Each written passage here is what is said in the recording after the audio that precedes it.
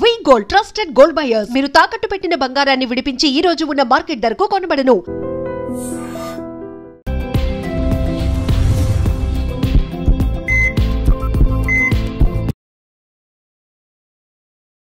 నమస్తే, welcome to healthy conversations with I dream media. నేను మీ Jhansi. So ఈరోజు మనతో ఉన్నారు ప్రముఖ ఇంటర్వెన్షనల్ పల్మనాలజిస్ట్ రవితేజ బుద్ధ గారు.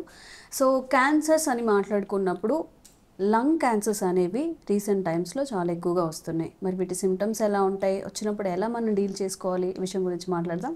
నమస్తే అండి. నమస్తే అండి. సో లంగ్ క్యాన్సర్స్, అసలు క్యాన్సర్ అంటేనే ఒక 10-15 ఇయర్స్ ముందు ఎక్కడో ఎవ్వరికో అని వింటూ ఉండేవాళ్ళు.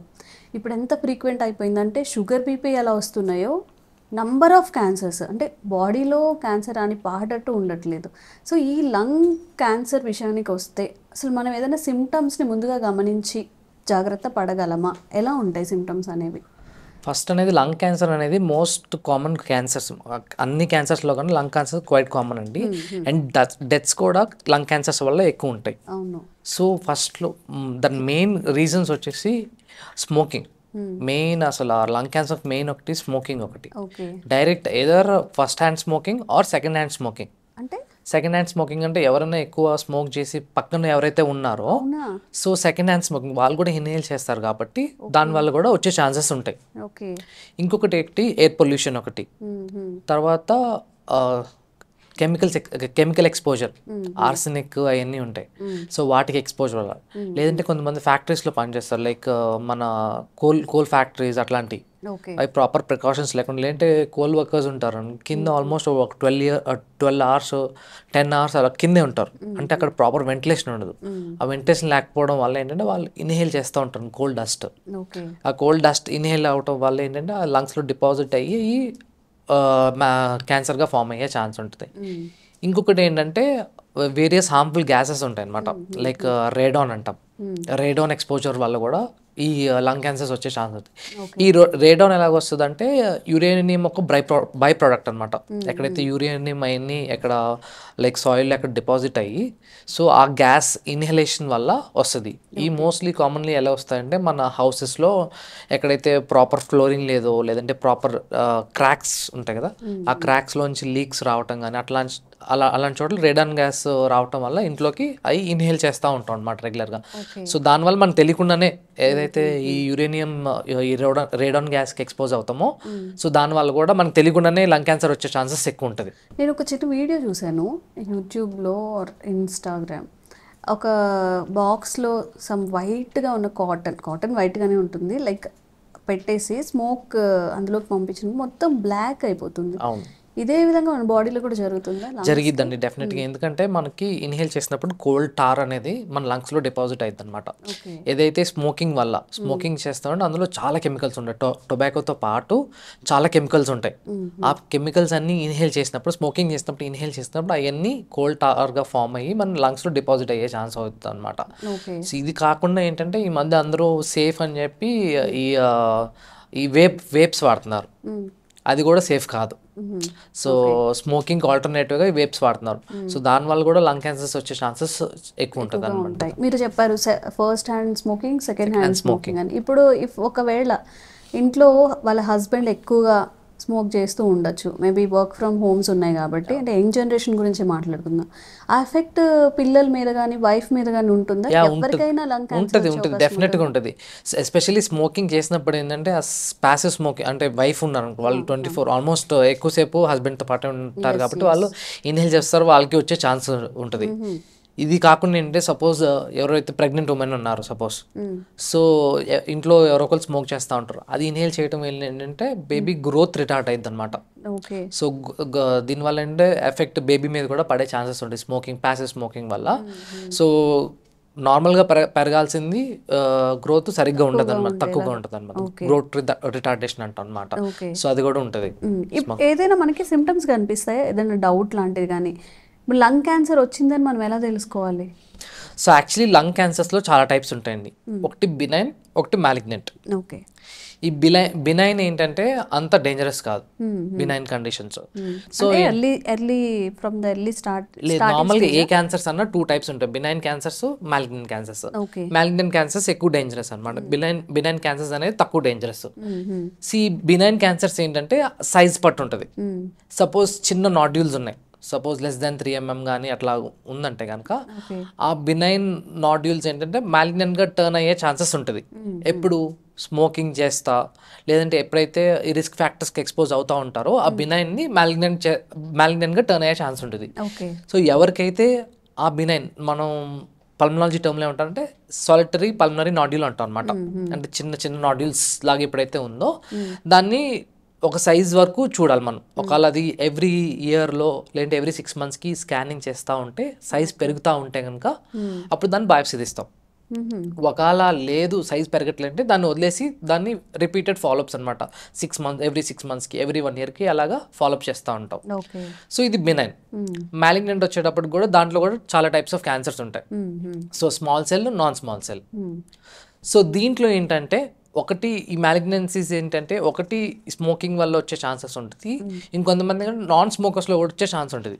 అది ఏంటంటే జెనెటిక్ మ్యూటేషన్ వల్ల వచ్చే ఛాన్సెస్, మోస్ట్లీ జీన్స్ వల్ల లేదంటే ఫ్యామిలీ హిస్టరీలో ఎవరికైనా ఉన్నా కానీ వాళ్ళకి వచ్చే ఛాన్సెస్ ఉంటుంది అనమాట. ఎన్ని జనరేషన్స్కి అలా ఉంటుందా? అట్లాగే ఎన్ని జనరేషన్స్ అని మనం చెప్పలేము. So family history suppose fathers కానీ మదర్స్ కానీ ఎవరైనా ఉంటే కనుక వాళ్ళు will be more prone to get that lung cancers అనమాట. సో ఈ ఫ్యామిలీ హిస్టరీ ఎవరికైనా ఉందంటే వాళ్ళు స్క్రీనింగ్ చేయించుకోవడం రెగ్యులర్గా. సో సపోజ్ లంగ్ క్యాన్సర్స్ ఎవరికైనా ఫాదర్ కానీ మదర్ కానీ లేదంటే గ్రాండ్ పేరెంట్స్కి కానీ ఎవరికైనా ఉంటే కనుక సో వాళ్ళకి ఇఫ్ సపోజ్ ఫ్యామిలీ హిస్టరీతో పాటు రిస్క్ ఫ్యాక్టర్స్తో కూడా ఉంటే ఇంకా హయ్యర్ ఛాన్సెస్ ఎక్కువ ఉంటాయి అన్నమాట, ఎక్కువ ఉంటాయి అన్నమాట. ఓకే.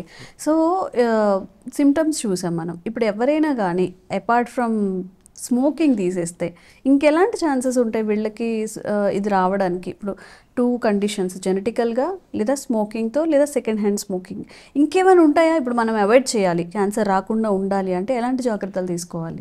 ఎస్పెషల్లీ ఏంటంటే అదే హై రిస్క్ ఫ్యాక్టర్స్ ఇందాక చెప్పినట్టు రేడాన్ గ్యాస్ ఎక్స్పోజర్ కానీ లేదంటే ఫ్యాక్టరీస్లో ఎవరైతే పనిచేస్తారో ఆర్సెనిక్ ఫ్యాక్టరీస్, ఆర్సెనిక్ అంటే మన ఫ్యాక్టరీస్లో హెవీ మెటల్స్ వాడతారు, సో అందులో పనిచేసే వాళ్ళు కానీ లేదంటే కోల్ వర్కర్స్ కానీ, సో వీళ్ళు ఏంటంటే ఎవరైతే ఫ్యాక్టరీస్లో పనిచేస్తారో వాళ్ళకి ఎవ్రీ ఇయర్ స్క్రీనింగ్ ఉంటుంది అనమాట. సో సపోజ్ ఎవ్రీ ఇయర్ అంటే వాళ్ళకి ఒక ఎక్స్రే తీస్తారు లేదంటే పల్మనరీ ఫంక్షన్ టెస్ట్ చేస్తారు. సో వీళ్ళకి ఏంటంటే సపోజ్ డౌట్ఫుల్గా ఉందంటే వాళ్ళని వర్క్ నుంచి వర్క్కి వెళ్ళకుండా లేదంటే ఆ ఏదైతే డౌట్ఫుల్ లీజన్ ఉందో దాన్ని డయాగ్నోసిస్ చేసి ఒకవేళ బెనైన్ ఉందా మ్యాలిగ్నెంట్ ఉందా, ఎందుకంటే కొన్ని క్యాన్సర్స్లో ఎర్లీగా డయాగ్నోసిస్ చేస్తే ఏంటంటే ట్రీట్మెంట్ ఇస్తే అవుట్కమ్ ఎక్కువ ఉండే ఛాన్సెస్ ఉంటుంది అనమాట ఎర్లీగా. సో అందుకే వీళ్ళకి ఏంటంటే ఎవ్రీ ఇయర్ స్క్రీనింగ్ చేస్తారు, హెల్త్ స్క్రీనింగ్ చేస్తూ ఉంటారు అనమాట. So every year chest X-rays తీయడం లేదంటే ఎవ్రీ ఇయర్ సిటీ స్కాన్స్ తీయడము, సో పాత దానికి దీనికి కంపారిజన్ చేసుకోవడము. ఒకవేళ సపోజ్ ఏమైనా లీజన్ ఏమైనా అబ్నార్మాలిటీస్ ఉంటే దానికి దీనికి కంపేర్ చేసి ఒకవేళ పెరుగుతుందా లేదంటే అదే సైజులో ఉందా కంపేర్ చేసుకోవడం. ఒకవేళ పెరుగుతుందంటే నెక్స్ట్ బయాప్సీ చేయడం. సో బయాప్సీలో మనకు తెలిసింది బినైనా మ్యాలిగ్నెంట్ ఏంటనేది తెలిసింది అనమాట. ఓకే. అండ్ ట్రీట్మెంట్ ఎలా ఉంటుంది? మీరు చెప్పినట్టు స్క్రీనింగ్ టెస్ట్ చేస్తారు, ఓకే. ఇప్పుడు ఏదైనా అర్లీ స్టేజ్లో కానీ లేకపోతే చాలామంది మాకు రాదులే అన్న ధైర్యంతో లాస్ట్ స్టేజ్ వరకు తెచ్చుకుంటారు, వాట్ ఈస్ ద ప్రాసెస్? ఏముంటుంది ట్రీట్మెంట్కి? ఫస్ట్ ఇన్వెస్టిగేషన్లో ఫస్ట్ మనం యాక్చువల్లీ డయాగ్నోసిస్ చేసేటప్పుడు మనకి ఏంటంటే ఫస్ట్ సపోజ్ చిన్న లీజన్ ఉంది, ఒక ఎక్స్రేలో కానీ సిటీలో కానీ లీజన్ ఉంది. సో దానికి ఏంటంటే చాలా మెథడ్స్ వల్ల మనం డయాగ్నోసిస్ చేయొచ్చు. ఒకటి బయాప్సీ, లంగ్స్లో లీజన్ ఉంటే బయాప్సీ. సో మోస్ట్ కామన్ వచ్చి సిటీ గైడెడ్ బయాప్సీ అంటాం. లేదంటే కనుక ఈబస్ అంటాం, ఎండోబ్రాంకిల్ అల్ట్రాసౌండ్. మన అల్ట్రాసౌండ్ ఎట్లా నార్మల్గా అబ్డామినల్ పార్ట్స్ ఎట్లా చేస్తామో అది లంగ్స్లో ఎక్కడైతే మన లీజన్ ఉందో ఎప్పుడైతే లంగ్ క్యాన్సర్స్ వస్తుందో దాని లింఫ్ నోడ్స్ అనేది ఇన్వాల్వ్ అవుతాయి అనమాట. సో ఆ లింఫ్ నోడ్ ఇన్వాల్వ్మెంట్ మనం ఏ స్టేజ్లో ఉందో చెప్పచ్చు. Suppose stage 1, stage 2, stage 3, stage 4. So suppose 4 stages ఉంటాయి. సో ఆ లింఫ్ నోడ్ మెటాస్టాసిస్ పట్టి మనం ఏ స్టేజ్లో ఉందని తెలుసుకోవచ్చు. సో అప్పుడు ఏం చేస్తామంటే మనం ఎండోబ్రాంకియల్ అల్ట్రాసౌండ్ అంటాం. ఈ బస్ అనేది ఒకటి ఉంది. సో ఎక్కడైతే మన లింఫ్ నోడ్ ఏదైతే స్వెల్లింగ్ అయిందో అక్కడ నుంచి శాంపిల్ తీస్తాం. ఇది కాకుండా ఎక్కడైతే లీజన్ ఉందో మనం అక్కడికి వెళ్ళి బయాప్సీ అనేది తీస్తాం అనమాట. క్రయో బయాప్సీస్ అంటాం అనమాట. ఆ బయాప్సీస్ తీయడం వల్ల మనకి ఏ టైప్ ఆఫ్ క్యాన్సర్ వచ్చింది, ఏ స్టేజ్లో ఉన్నదే మనకి ఒక క్లారిటీ వస్తుంది. సో కొన్ని ఏమో ట్రీటబుల్, కొన్ని ఏమో నాన్ ట్రీటబుల్. అలాగే ట్రీటబుల్లో కూడా కొన్ని చాలా ట్రీట్మెంట్స్ ఉన్నాయి. ఒకటి వచ్చేసి కీమోథెరపీ, లేదంటే రేడియోథెరపీ, తర్వాత ఇమ్యూనోథెరపీ అని ఉంటుంది. సో ఎప్పుడైతే మన టార్గెట్ థెరపీ అంటాం, ఇంకొకటి టార్గెట్ థెరపీ అంటాం అనమాట. అంటే సపోజ్ ఒక క్యాన్సర్ వచ్చింది, సో దాంట్లో ఏ జీన్ వల్ల వచ్చింది, సో ఆ జీన్కి సంబంధించిన టార్గెట్ థెరపీ ఇస్తాం అనమాట. సో దాన్ని టార్గెట్ థెరపీ అంటాం అనమాట. సో ఈ డయాగ్నోసిస్ బిల్ అయినా మ్యాలిగ్నెంటా దాంట్లో కూడా స్టేజెస్ బట్టి మనం సపోజ్ కొన్ని స్టేజెస్లో కొన్ని టైప్ ఆఫ్ క్యాన్సర్స్లో ఏంటంటే సర్జరీ ఏదైనా ఆప్షన్. సపోజ్ ఒక క్యాన్సర్ ఉంది, ఒక టైప్ ఆఫ్ క్యాన్సర్ ఏంటంటే ఓన్లీ ఒక పార్ట్ ఆఫ్ లంగ్లో ఇన్వాల్వ్ అయింది, స్టేజ్ 1లో కానీ స్టేజ్ 2లో కానీ. సో అది ఓన్లీ ఒక సైడ్లో ఇన్వాల్వ్ అంటే సర్జరీ చేసి ఆ పార్ట్ వరకు తీసేయచ్చు. సో దట్ ఏంటంటే మిగిలిన స్ప్రెడ్ అవ్వకుండా ఉండడానికి. సో అది తీసేసినా కానీ రిపీటెడ్గా ఫాలోఅప్ చేస్తూ ఉంటే వాళ్ళకి నిజంగా అసలు ఎంతవరకు క్యాన్సర్ డెవలప్ అయింది, లేదంటే రికరెన్స్ ఎంత % రికరెన్స్ అనేది అయింది అనేది మనకి తెలిసింది అనమాట. ఓకే, అసలు రిస్క్ ఫ్యాక్టర్స్ ఏముంటాయి? ఇప్పుడు చాలా మంది స్మోక్ చేస్తూ ఉంటారు, వాళ్ళకి ఎంత చెప్పినా వినరు. సో స్మోక్ చేసే ప్రతి వాళ్ళకి క్యాన్సర్ వచ్చినప్పుడు డెత్ రేట్ ఎలా ఉంటుంది? అందరూ చనిపోతారా ట్రీట్మెంట్ ద్వారా? వాళ్ళని అంటే మళ్ళీ తర్వాత కూడా కంటిన్యూ చేసే వాళ్ళు ఉంటారు. సో అది ఎలా ట్రీట్ చేస్తారు మీరు? సో సిగరెట్ స్మోకింగ్ ఏంటంటే కొంతమంది ఒక సిగరెట్ తాగానే నాకు రోజు వస్తుందని అనుకుంటారు. అట్లా కాదు. ఏంటంటే స్మోకింగ్ ప్యాక్ ఇయర్స్ అని ఉంటాయి. ప్యాక్ ఇయర్స్ అంటే number of cigarettes per day by number of years. So దాన్ని స్మోకింగ్ ప్యాక్ ఇయర్స్ అంటాం. అంటే ఆ స్మోకింగ్ ప్యాక్ ఇయర్స్ ఎంత ఎక్కువ ఉంటే అంత రిస్క్ ఎక్కువ ఉంటుంది అనమాట వాళ్ళకి స్మోకింగ్. ఆ స్మోకింగ్ తో పాటు ఇంక వేరే రిస్క్ ఫ్యాక్టర్స్ ఏదైతే ఉందో అవన్నీ యాడప్ అవుతాయి. మళ్ళీ ఆల్కహాల్ గానీ జెనెటికల్ గా గానీ సో అవన్నీ ఏంటంటే అవన్నీ యాడప్ అవుతాయి అన్నమాట. సో ఈ యాడప్ అవడం వల్ల సో టైప్ ఆఫ్ వాళ్ళకి సివియారిటీ ఎక్కువ ఉండే ఛాన్సెస్ ఎక్కువ ఉంటాయి. ఎందుకని ఇప్పుడు చాలా మంది స్మోక్ చేస్తూనే ఉంటారు, కొంతమందికే ఎందుకు వస్తుంది? అందరిలో ఈ లంగ్ క్యాన్సర్ అనేది అంటే మనం మాట్లాడుకుంటే అందరికీ ఎందుకు రావట్లేదు, కొంతమందికే ఎందుకు వస్తుంది? అదే మీకు చెప్పినట్టు వేరియస్ రీజన్స్ అండి. సపోజ్ మీరు ఢిల్లీలో తీసుకుంటే, మీరు ఫర్ ఎగ్జాంపుల్ మీరు ఢిల్లీలో తీసుకుంటే ఎయిర్ పొల్యూషన్ అనేది ఎక్కువ ఉంటుంది. ఏంటంటే అక్కడ ఫ్యాక్టరీస్ అనేది ఎక్కువ ఉంటుంది. సో అక్కడ పొల్యూషన్, ఎయిర్ పొల్యూషన్ అనేది ఎక్కువ ఉంటుంది. ఎక్కడైతే అవన్నీ యాడ్ అవుతాయి. సపోజ్ మనకి ఇక్కడ తీసుకుంటే మనకి ఇక్కడ కూడా పొల్యూషన్ అయిన ఉంటాయి. సో ఇండస్ట్రియల్ ఏరియాలో ఉండే వాళ్ళకి కూడా వాళ్ళకి ఎక్కువ రిస్క్ ఫ్యాక్టర్స్ అనేది ఎక్కువ ఉండే ఛాన్సెస్ ఎక్కువ ఉంటాయి అన్నమాట. అండ్ వాళ్ళ ఆక్యుపేషన్ కూడా ఏం చేస్తారో దాన్ని కూడా రిస్క్ ఫ్యాక్టర్కి యాడ్ అవుద్ది అనమాట. ప్రివెన్షన్ మెథడ్స్ ఏమైనా ఉన్నాయా? ఫస్ట్ ఎర్లీ డయాగ్నోసిస్ అండి. సపోజ్ ఎవ్రీ ఇయర్ స్క్రీనింగ్ చేయించుకోవాలి. సపోజ్ ఫర్ చెస్ట్ ఎక్స్రే తీపించుకోవాలి. ఎవరైనా కానీ స్మోకింగ్ హ్యాబిట్స్ కానీ ఈ జెనెటికల్గా మీరు చెప్పిన ఈ కేటగిరీస్ అందరూ కూడా. సో ఫస్ట్ వచ్చేసి ఎక్స్రే. సపోజ్ ఎవరైతే రిస్క్ ఫ్యాక్టర్స్లో ఉన్నారో, లేదంటే ఎవరైతే మీరు రెగ్యులర్గా మెడికల్ చెకప్స్ వెళ్తూ ఉంటారో ఎవ్రీ ఇయర్ చెస్ట్ ఎక్స్రే. కొన్ని ఏంటంటే ఎక్స్రేస్లో బయటపడకుండా ఉండే ఛాన్స్. కొన్ని లీజన్స్ చాలా చిన్నగా ఉంటాయి. మీకు ఇందాక చెప్పినట్టు సాలిటరీ పల్మనరీ నాడ్ అని ఏంటంటే చిన్నవి, అవి ఏంటంటే ఎక్స్రేలో కూడా బయటపడవు. సో వాటికి ఏంటంటే సిటీ స్కాన్ తీయాల్సి వస్తుంది. సపోజ్ సిటీ స్కాన్లో ఏమైనా ఉందంటే కనుక అది బయాప్సీ చేస్తే మనకి ఏ type of cancer, suppose benign ఉందనుకోండి, అది రెగ్యులర్గా ఫాలోఅప్ చేస్తూ ఉండాలి.